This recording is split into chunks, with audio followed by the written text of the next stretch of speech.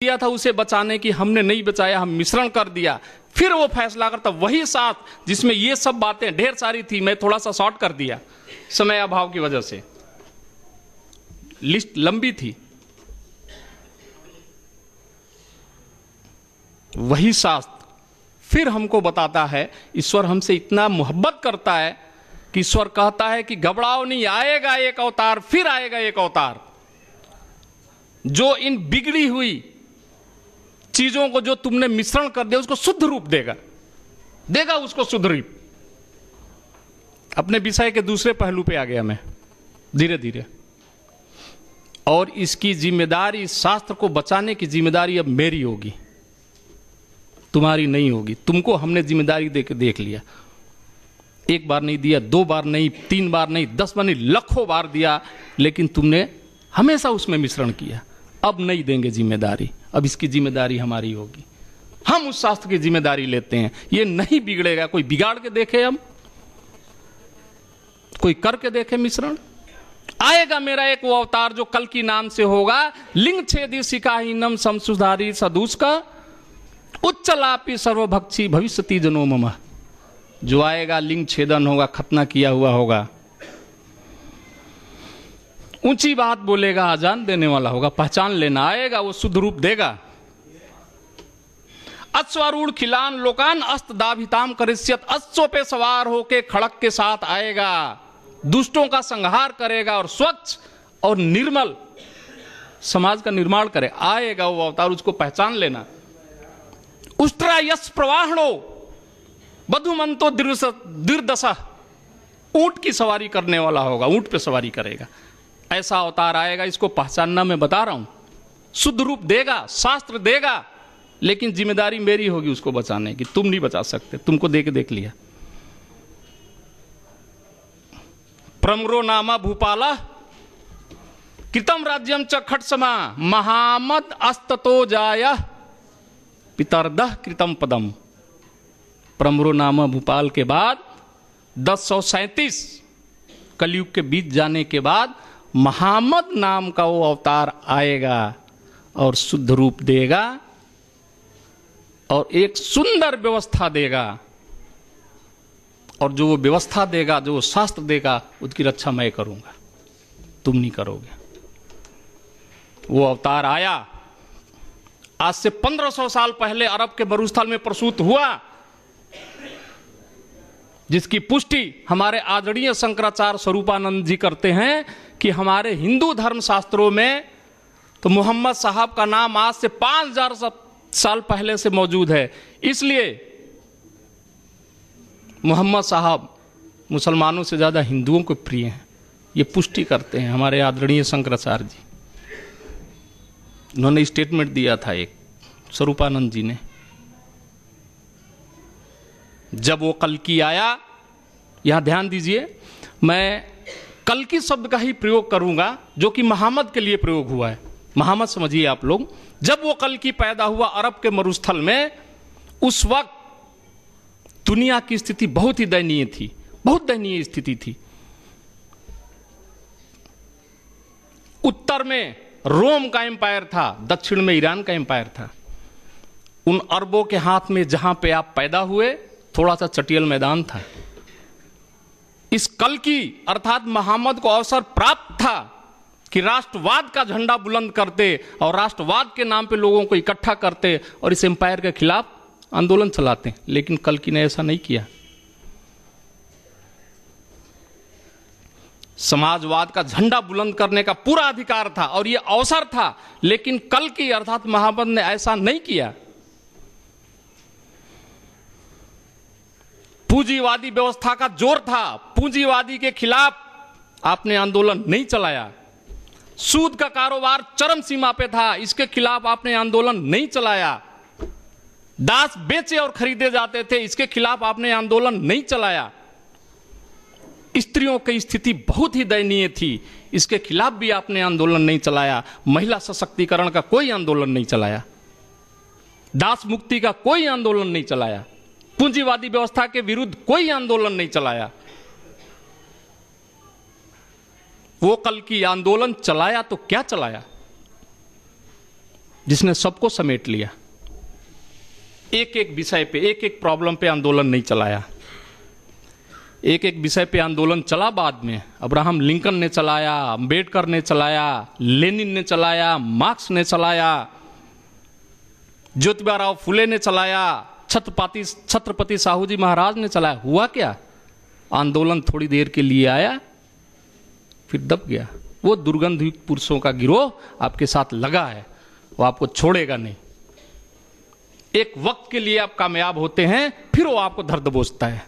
वो आपके पीछे लगा है, बहुत साथी रहे। वो दुर्गंधयुक्त पुरुषों का गिरोह बहुत साथी रहे, होशियार रहिए उससे। कल की इनमें से एक भी आंदोलन नहीं चलाया। कल की को ईश्वर निर्देशित कर रहा था, ये उसका अवतार था, और ईश्वर को पता है आंदोलन कैसे चलाया जाता है। वो अपने कल की को समय समय पर निर्देशित करता रहा, निर्देश देता रहा। इस तरह का कोई भी आंदोलन नहीं चलवाया।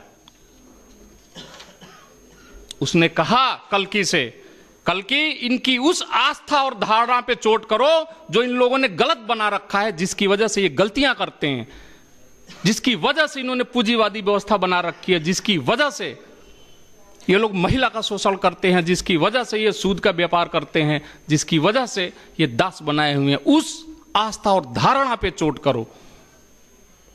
ऐलान करवाया ईश्वर ने अपने अवतार कल की अर्थात मोहम्मद से, घोषणा करो एकम ब्रह्मा द्वितीयम नास्त, ला इलाहा इल्लल्लाह। घोषणा करो इस दुनिया का ईश्वर सिर्फ एक है, दूसरा कोई नहीं है। घोषणा करवाया।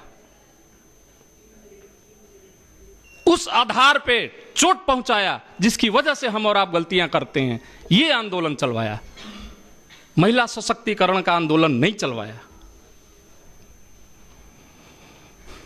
और ये घोषणा होते ही एकम ब्रह्मा द्वितीयम नास्त, वो धूर्त और दुर्गंध युक्त प्राणी का गिरोह समझ गया कि इस घोषणा का अर्थ क्या है, इसका मतलब क्या है। इस एकम ब्रह्मा द्वितीयम नास्त यानी ला इलाहा इल्लल्लाह का मतलब क्या है, वो समझ गया। आप नहीं समझ पाए। आप इसको सिर्फ अपना एक छोटा सा कलमा समझ लिए और चुपचाप बैठ गए, लेकिन वो धूर्त समझ गया इसका मतलब क्या है। वो जान गया कि अब हमारे हाथ से हमारी सरदारी चली गई। वो परंपरा और रीति रिवाज पे आधारित जो शोषण युक्त समाज का हमने निर्माण कर रखा था, वो हमारे हाथ से छिन गया। वो ईश्वर का सबसे बड़ा गुण प्रभुता, जिसका हमने अपहरण कर रखा था, वो हमसे छीन के ईश्वर और उसके प्रतिनिधि के हाथ में सौंप दी जाएगी। ये वो समझ गया। इस एकम ब्रह्मा द्वितीयम नास्त का मतलब वो समझ गया। आपको नहीं समझ में आई। आप इसको सिर्फ अपना एक छोटा सा कलमा समझते हैं। वो धूर्त समझ गया इस बात को। होना क्या था, धूर्तों का सिर आपस में जुड़ गया, साजिशें बुनी जाने लगी, मार पीट भाग दौड़ लुका छिपी का माहौल जारी हो गया। लेकिन ईश्वर ने कहा घोषणा करते रहो एकम ब्रह्मा द्वितीयम नास्त ला इलाहा इल्लल्लाह। घोषणा करते रहो। मुसलसल 13 साल घोषणा करवाया, बीच में कोई भी आदेश नहीं आया। 13 साल सिर्फ और सिर्फ एकम ब्रह्मा द्वितीयम नास्त का आस्था और धारणा मजबूत किया। सिर्फ 13 साल लग गए इसमें। बीच में बहुत सी परेशानियां आई, भागा दौड़ का माहौल चला, लुका छिपी का माहौल चला, सब आप लोग जानते हैं, उस पर चर्चा करने की आवश्यकता नहीं है। क्या क्या हुआ इन 13 साल में। और जब आस्था और धारणा बन गई, 13 साल में बन गया आस्था और धारणा, किस पे, एकम ब्रह्मा द्वितीयम नास्त पे आस्था और धारणा बन गई, मजबूत हो गया। और जैसे ही आस्था और धारणा मजबूत हुआ तो वो परंपरा जिसे आपकी मां हजरत आयशा फरमाती हैं कि उस वक्त वहां पे 4 प्रकार के विवाह प्रचलित थे। नंबर 1 जो हम और आप करते, एक पुरुष एक स्त्री। नंबर 2 एक पुरुष, एक महिला और एक से ज्यादा पुरुष और 10 से कम। और जब कोई औलाद पैदा होता था तो वो 10 या 8 जो भी पुरुष हों 10 से कम, उनकी मीटिंग करती थी वो लेडी और कहती थी कि ये बच्चा आपका है, इसका भरण पोषण तुम्हारे हवाले। नंबर तीसरा, पुरुष अपनी पत्नी से कहता था कि फलाना व्यक्ति है जो बलवान है, बुद्धिमान है, जाओ उससे एक औलाद पैदा करो जो उसकी तरह पैदा होगा। चौथा, एक स्त्री अनेक पुरुष, 10, 20, 25, 50 अनेक पुरुष। और जब कोई औलाद हो तो मीटिंग हो, बड़े बुजुर्ग मिलकर उस औलाद की शक्ल मिलाएं, किससे शक्ल मिल रही है, किससे सबसे ज्यादा नजदीक मिल रही है, और जिससे ज्यादा नजदीक मिले ये बच्चा आपका ही है, इसका भरण पोषण जिम्मेदारी आपकी। ये परंपरा थी। और जब आस्था और धारणा बन गई और ये आदेश आ गया, ईश्वर कल्कि के पत्नियों को संबोधित करते हुए समस्त स्त्रियों को आदेश कर रहा है, अपने घरों में टिक कर रहो और विगत काल की तरह सज धज कर न दिखाती फिरना, नमाज का आयोजन करो, दान दो और ईश्वर और उसके रसूल की आज्ञा का पालन करो। ईश्वर तो बस यही चाहता है कि हे नबी के घर वालों, तुमसे गंदगी को दूर रखे और तुम्हें पूरी तरह पाक साफ रखे। कुरान का अध्याय 33 श्लोक नंबर 33। ये आदेश आते ही वो परंपरा जो आपकी मां ने जिक्र किया था बंद हो गया, और वो स्त्री जो बेशर्मी के हाल में ये काम करती थी, जिसे सम्मान प्राप्त था, वो बंद हो गया और बड़े ही सम्मान से दाम्पत्य जीवन व्यतीत करने लगी। ये था परिणाम, और ये है वो मुख्य कारण जिसने हमने बिगाड़ दिया था, आस्था और धारणा को बिगाड़ दिया था। यही वो असली कारण है, हमारा आस्था और धारणा जो बिगड़ गया था। कपड़ा मुख्य कारण नहीं है, थोड़ा सा सहायता करता है उसमें। अश्लील फिल्मी संवाद मुख्य कारण नहीं है, आस्था और धारणा हमारा मुख्य कारण था। इस तरह के बलात्कार के और नारी की अस्मिता को नोच लेने का जो मुख्य कारण था ये था। बंद हो गया वो, पूरा का पूरा बंद। जैसे ही आस्था और धारणा बनी, इस तरह का आदेश आया, पाबंदी लग गई इस पे। निर्धनता के भय से अपने औलाद का कत्ल मत करो, हम उन्हें भी रोजी देते हैं और तुम्हें भी रोजी देते हैं, जान लो उनका कत्ल बहुत ही बड़ा अपराध है। अध्याय 17 श्लोक 31। आस्था और धारणा मजबूत हो जाने के बाद ये आदेश आते ही वो बच्चियां जो जिंदा दफन कर दी जाती थी अपने पिता के सिर का ताज बन गई, रिश्तेदारों के पलकों पे अपना आसन जमा ली। ये वो आस्था और धारणा था, एकम ब्रह्म द्वितीयम नास्त ला इलाहा इल्लल्लाह, उसका ये परिणाम था। सिर्फ राखी सावंत पे पाबंदी लगा देने से बंद नहीं होगा। आप आस्था और धारणा बनानी पड़ेगी ऐसी शक्ति में जिसकी पकड़ से आप बच नहीं सकते, तभी आप इस तरह के कार्य करने से रुकेंगे, नहीं तो नहीं रुकेंगे आप।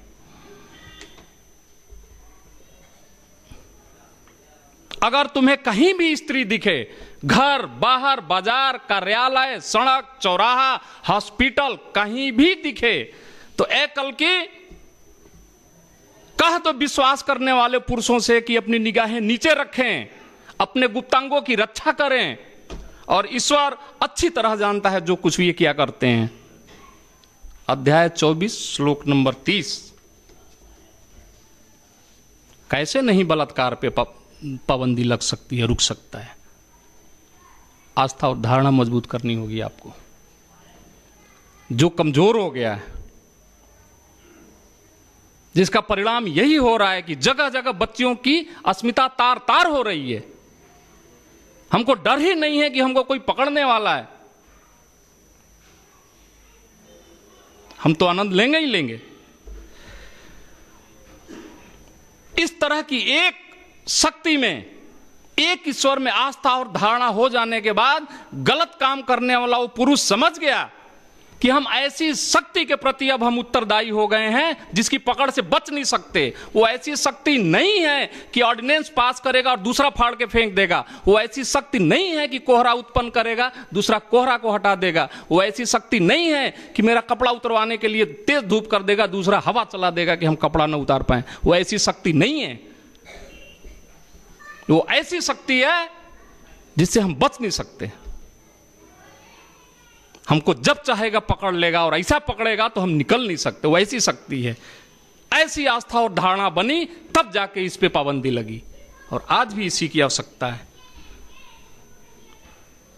जन्नती है वो व्यक्ति जिसकी 3 लड़कियां हैं, पाला पोसा, शिक्षा दीक्षा किया और उसकी शादी किया।